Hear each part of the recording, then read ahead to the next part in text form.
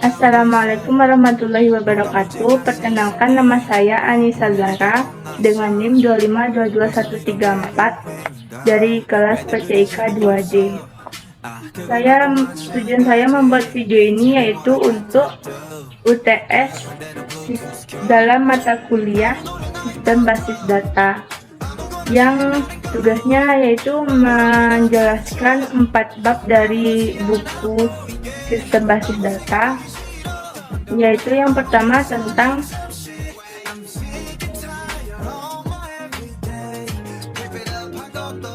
perkembangan basis data.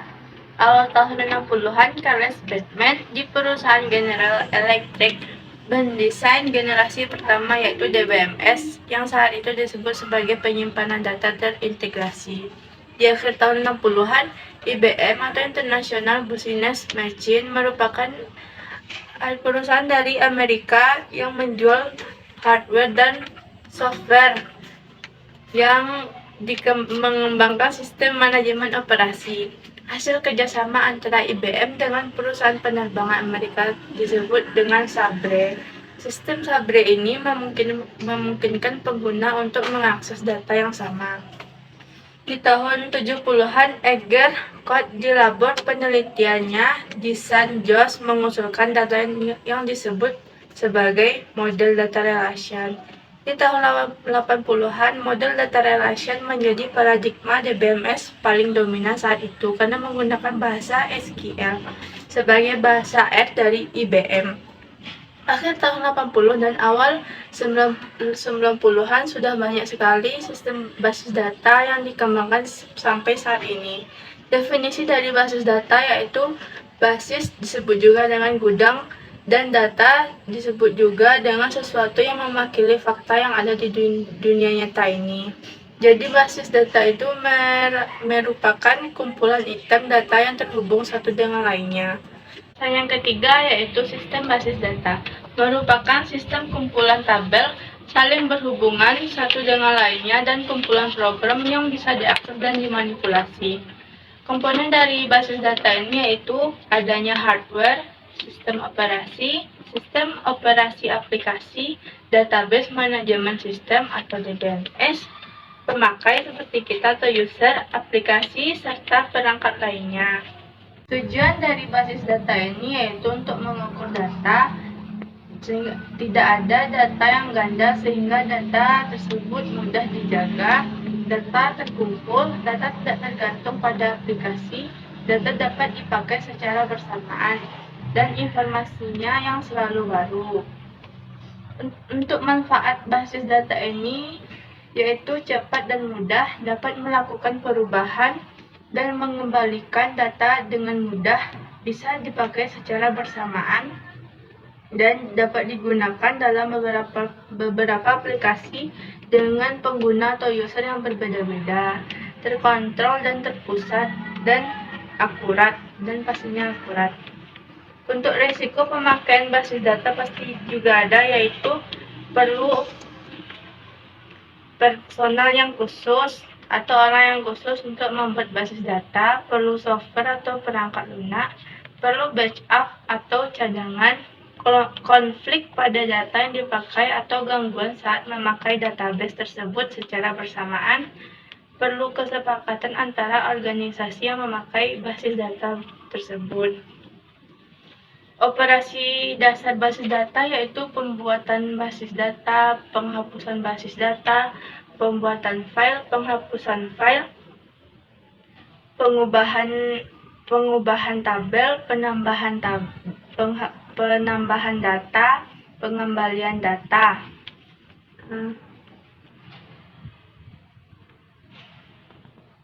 Yang materi terakhir yaitu tentang database manajemen sistem atau DBMS, merupakan suatu perangkat yang berbentuk software atau perangkat lunak yang fungsinya untuk memanipulasi database.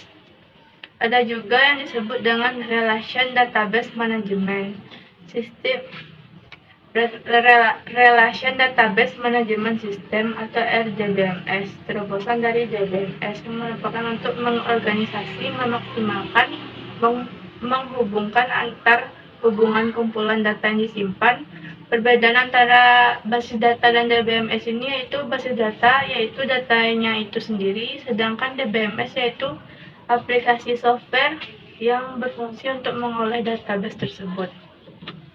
Komponen-komponen dari DBMS yaitu ada hardware, ada software, dan prosedur, yaitu suatu instruksi atau perintah-perintah.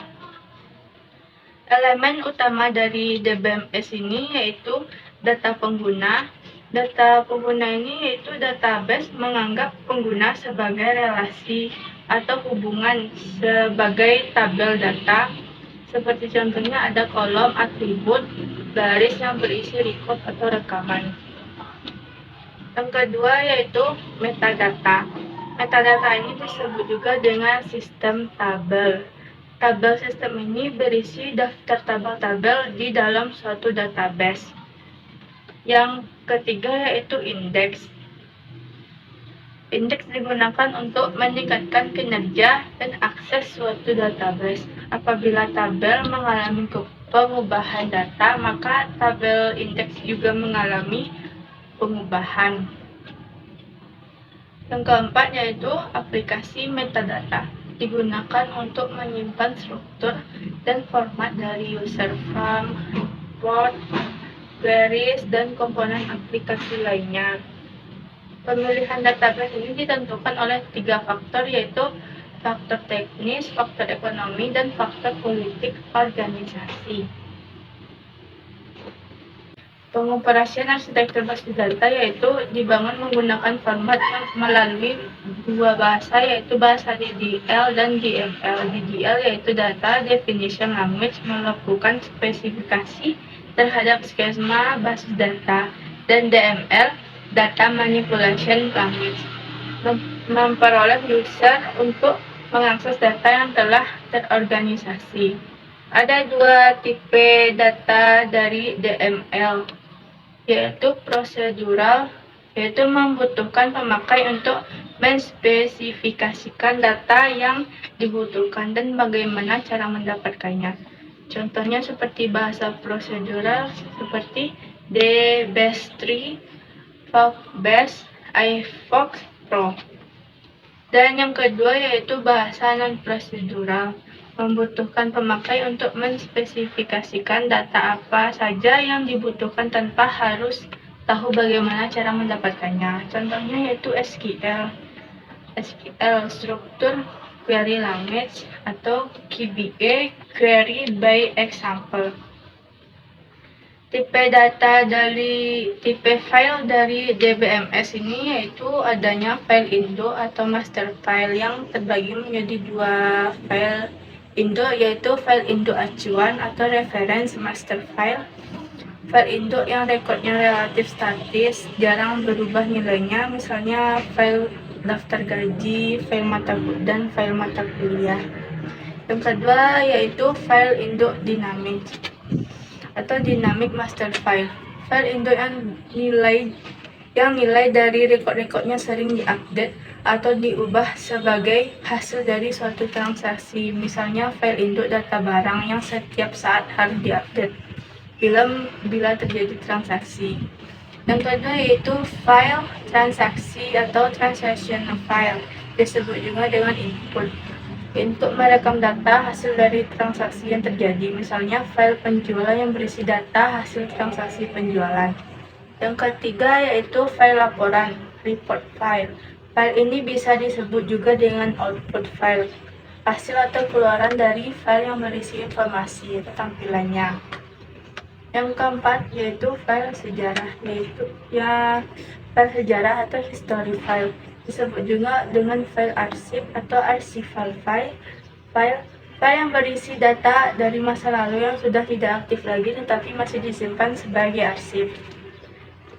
Yang kelima yaitu file pelindung atau backup file, merupakan salinan dari file-file yang masih aktif di dalam database pada suatu data yang pada suatu saat tertentu, digunakan sebagai pelindung atau cadangan bila file database yang aktif mengalami kerusakan atau kehilangan. Sekian dari saya, terima kasih. Bab yang kedua yaitu basis data relation atau singkatnya BDR. Merupakan suatu cara untuk mengelola data secara fisik dalam memori. BDR ini mempunyai dua tabel dimensi, yaitu yang terdiri dari baris dan kolom untuk gambaran sebuah berkas data. Keunggulan dari basis data relation yaitu sederhana dan mudah dalam melakukan berbagai operasi data. Istilah-istilah dalam BDR yaitu relasi, sebuah tabel yang berisi kolom dan baris. Atribut itu juga disebut dengan kolom, tupel yaitu baris pada relasi atau hubungan, domain, nilai, dan derajat jumlah atribut dalam tabel. Yang terakhir yaitu cardinality, yaitu suatu asas, seperti contoh di samping. Relation key. Key berarti kunci. Artinya kunci dari relation ada beberapa macam, yaitu antara lain super key atau super kunci adalah sekumpulan atribut secara unik mengidentifikasi sebuah baris dalam tabel relasi. Arti dari kata unik ini ialah data yang tidak ada sama dan atau berbeda satu sama lainnya. Kandidat key adalah relasi yang mungkin mempunyai lebih dari satu key. Yang ketiga, primary key adalah kandidat key yang dipilih sebagai pengidentifikasi unik untuk sebuah tabel relasi. Yang keempat, alternate key adalah suatu skema relasi dapat memiliki atribut yang menunjukkan ke primary key dari relasi lain. Pembahasan selanjutnya yaitu relation integrity rules. Relation integrity rules menjadi beberapa macam, yaitu ada null, suatu nilai yang tidak cocok dengan baris atau nilai yang tidak ada. Yang kedua, entity integrity, tidak ada satu komponen primary yang bernilai kosong atau null. Yang ketiga, referential integrity, suatu domain dapat dipakai sebagai kunci primer bila merupakan atribut tunggal pada domain yang bersangkutan. Bahasa pada basis data rasional ini menggunakan bahasa query yang mengambil informasi terbagi menjadi dua bahasa, yaitu bahasa formal yang diterjemahkan menggunakan simbol matematis, contohnya aljabar relasional, menggunakan bahasa query prosedural, dan kalkulus relation menggunakan bahasa query non-prosedural. Perbedaan antara prosedural dan non-prosedural ini saat ingin mendapatkan data, kalau yang bahasa prosedural memakai spesifikasi, sedangkan yang non-prosedural tidak memakai spesifikasi. Kalkulus relation terbagi menjadi dua tipe, yaitu kalkulus relation tuple dan kalkulus relation domain. Yang kedua yaitu bahasa komersial, bahasa query yang dirancang sendiri oleh programmer menjadi aplikasi, contohnya Quell, KBA, dan SQL. Pembahasan selanjutnya yaitu normalisasi, adalah suatu proses memperbaiki atau membangun dengan model data relation. Proses normalisasi ini adalah proses pengelompokan data elemen menjadi tabel-tabel yang menunjukkan entiti dan relasinya. Tujuan dari normalisasi yaitu untuk menghilangkan kerangkapan data, untuk mengurangi kompleksitas atau banyak masalah, untuk mempermudah pemodifikasian data. Proses normalisasi, di mana proses normalisasi ini ada dua langkah, yaitu data diuraikan dalam bentuk tabel dan data tabel yang diuji. Untuk pengujian, Tahap dari normalisasi yaitu bentuk normal pertama, bentuk normal kedua, bentuk normal ketiga, menghilangkan anomali-anomali hasil. Yang kelima, bentuk normal Boyke-Codd atau BCNE. Yang keenam, bentuk normal keempat dan bentuk normal kelima. Ketergantungan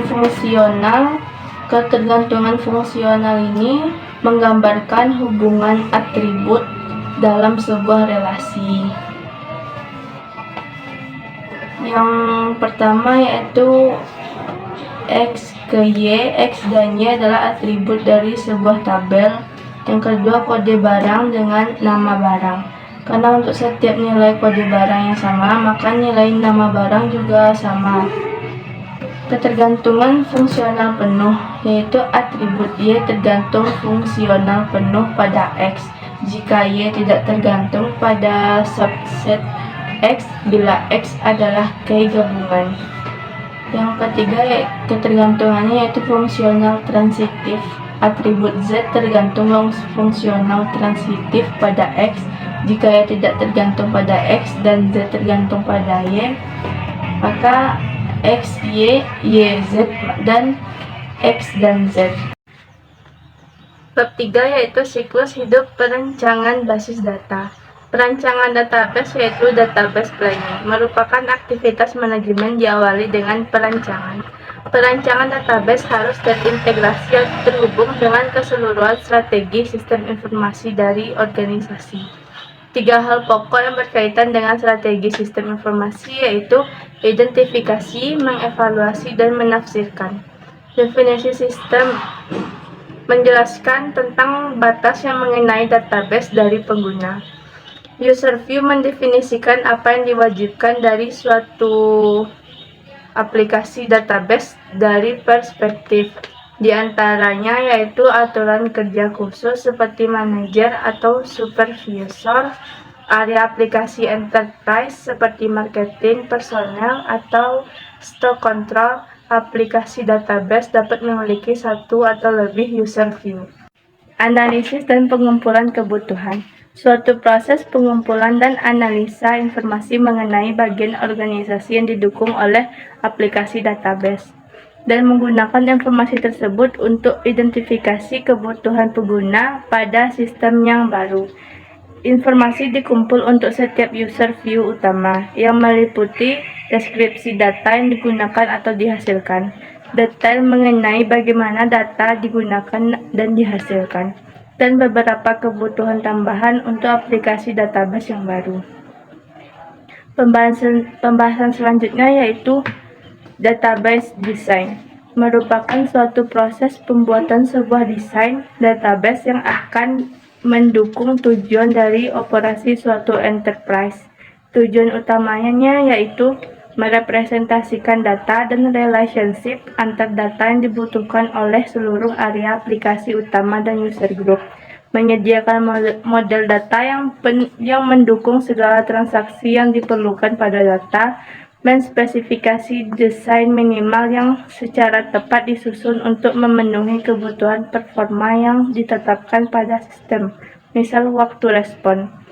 DBMS selection, merancang dan mendesain aplikasi desainnya antarmuka program dari user. Tahap utama pada pemilih di DBMS yaitu mendefinisikan, mendaftar 2 atau 3 produk, evaluasi produk, dan rekomendasi pilihan dan laporan produk. Desain aplikasi, desain interface user dan program aplikasi yang menggunakan dan memproses database, merancang dan mendesain aplikasi desainnya antarmuka. Yang ketiga, prototipi, membuat model kerja suatu aplikasi. Tujuan utamanya untuk mengidentifikasi fitur dari sistem yang berjalan dengan baik atau tidak, untuk memberikan perbaikan dan penambahan fitur baru, dan untuk klarifikasi kebutuhan user, untuk evaluasi fasilitas. Implementasi merupakan realisasi fisik dari database dan desain aplikasi. Implementasi database dicapai dengan menggunakan DDL, membuat skema database, DDL untuk membuat user view, dan 3GL dan 4GL untuk membuat program aplikasi, termasuk transaksi database disertakan dengan menggunakan DML. Yang selanjutnya itu data conversion atau loading, pemindahan data yang ada ke dalam database baru dan mengkonversikan aplikasi yang ada. Selanjutnya yaitu operational maintenance. Yang satu, pengawasan, mengumpulkan informasi. Yang kedua, memelihara sistem informasi software.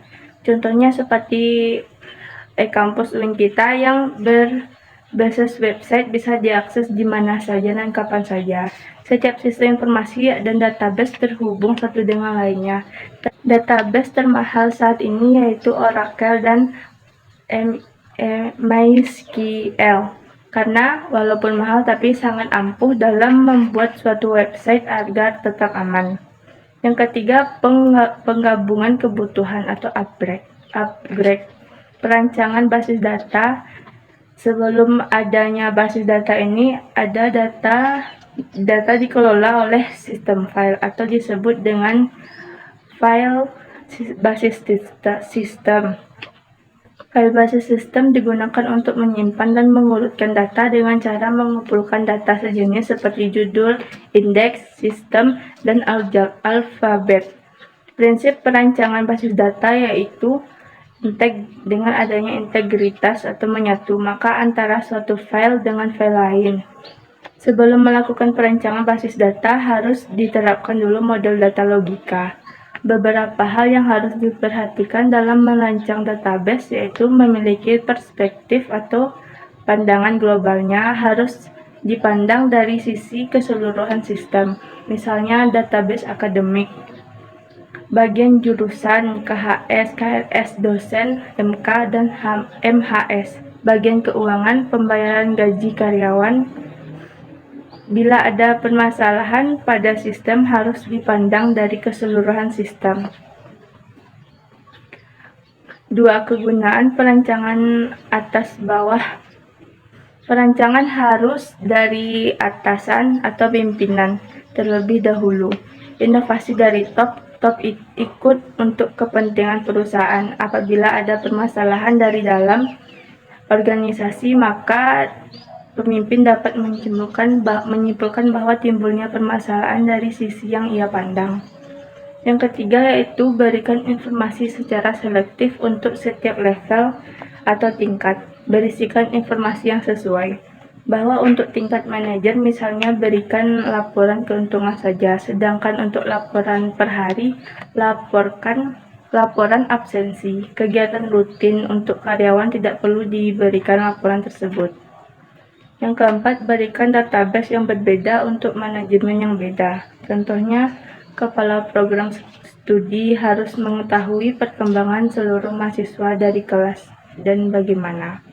Yang kedua yaitu nama-nama orangnya, mengetahui mata kuliah, memberikan mata kuliah kepada dosen-dosen, dan untuk dosen biasa sebagai dosen pembimbing saja, hanya menjalankan kebijakan kepala program studi. Yang kelima, jangan mengubah file yang ada, tidak boleh asal mengubah file saja. Terima kasih.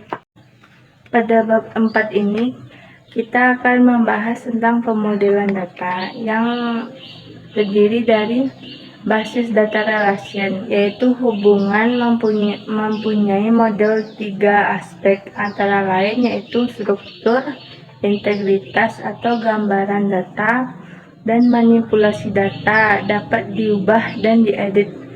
Untuk variabel adalah skemanya sudah terdefinisi atau diketahui. Untuk value, nilai yang dikandung relasi terbagi menjadi 3 yaitu base relasi yaitu sudah terdefinisi dan benar adanya.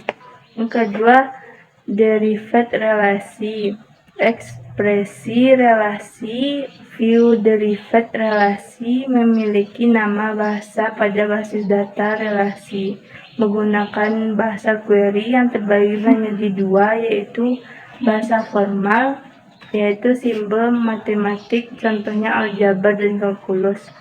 Kalau aljabar lebih rinci, sedangkan kalkulus rinci apa yang diinginkan tapi tidak dirinci apa yang didapatkan. Yang kedua, bahasa komersial dirancang sendiri oleh programmer menjadi suatu program aplikasi agar pemakai lebih mudah menggunakannya. Contohnya select, group by, dan order by.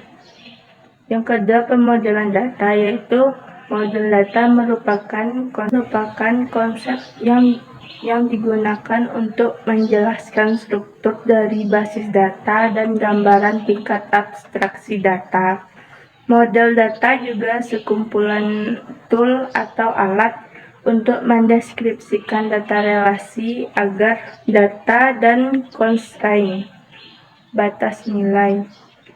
Model data ada 3, yaitu model data berbasis objek merupakan himpunan data dan prosedur relasi yang menjelaskan hubungan logik antar data dalam suatu basis data berdasarkan objek datanya. Terdiri dari tiga model, yaitu yang satu entity relationship model, semantic model, dan binary model. Yang kedua, model data berbasis record, yang berarti baris, yaitu hubungan logika antar data yang terdiri dari 3 model juga, yaitu hierarchical model, network model, dan relation model. Yang ketiga, model data fisik, menganalisa bagaimana data itu disimpan. Model data ini jarang digunakan karena pembuatannya yang rumit. Model ini terbagi menjadi 2, yaitu unifying model dan from memory. Pembahasan yang ketiga yaitu entity relational model. Pada hakikatnya, perwujudan dari model relasi dalam bentuk diagram, yaitu E dan R. Diagram berfungsi untuk menggambarkan relasi dari 2 file atau 2 tabel yang dapat digolongkan dalam 3 macam bentuk relasi, yaitu satu-satu, satu banyak, dan banyak-banyak. Simbol-simbol standar entity relationship yaitu sebagai berikut. Dan contoh diagram hubungan antar entity, konsep dasar IR modeling. Entity type atau tipe entity, model dari relasi entity yang artinya persepsi dari dunia nyata, terdiri dari himpunan objek dasar yang disebut entity dan relasi antar entity. Contohnya mahasiswa yang mengambil mata kuliah atau KS. Entity itu sendiri memiliki arti sebagai dia dan unik, berbeda dengan yang lainnya. Sekumpulan entity punya karakter disebut dengan entity set. Atribut yang terdapat himpunan nilai diberikan pada atribut yang disebut dengan domain. Contoh atribut yaitu nama, maka domainnya pembagian dari nama tersebut seperti Dono, Kasino, dan Indro. Yang kedua yaitu relationship types. Relationship asosiasi atau kumpulan dari beberapa entitas. Relation type saling berhubungan dan ada arti dari hubungan tersebut. Derajat relationship adalah jumlah tipe entitas yang ada dalam suatu relasi. Derajat relationship terdiri dari binary relationship set adalah relasi antar 2 entitas. Contoh dari 2 entitas yaitu mahasiswa dan mata kuliahnya. Ternary relationship set adalah relasi antar 3 entitas, dan n-ary relationship set adalah relasi antara n entitas. Langkah-langkah membuat diagram entity ini dengan mengidentifikasi dulu. Selanjutnya, tentukan atribut K-nya dan lihat dan tetapkan seluruh himpunan relasi di antara himpunan entitas beserta hubungannya. Selanjutnya, tentukan derajat dan lengkapi himpunan entitas tersebut. Derajat yang paling umum digunakan yaitu one to one, one to many, dan many to many. Sekian dari saya, terima kasih.